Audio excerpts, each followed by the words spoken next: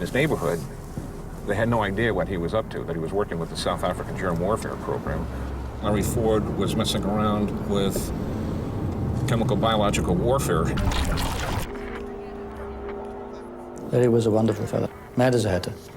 He used to rock up in South Africa, having flown intercontinental flights with a trousers pocket full of goodies in sealed vials that he claimed were new and wonderful organisms and could do the most wonderful things on Earth.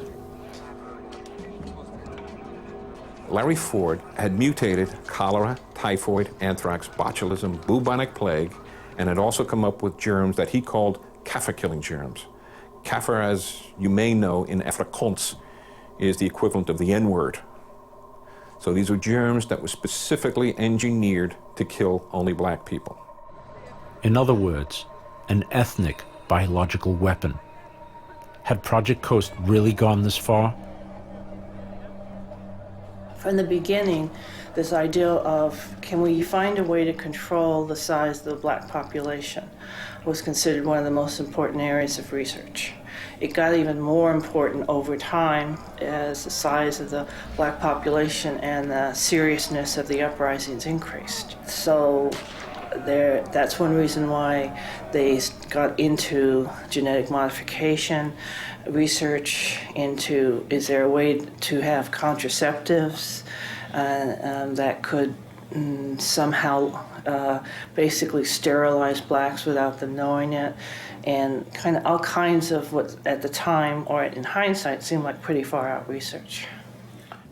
There was some talk about an ethnic weapon Project Coast working on that was, quote, black bomb. That was great, yeah, that was the most fun I've had in my life. That whole episode of the ethnic weapon was very well set out in court, in the court papers.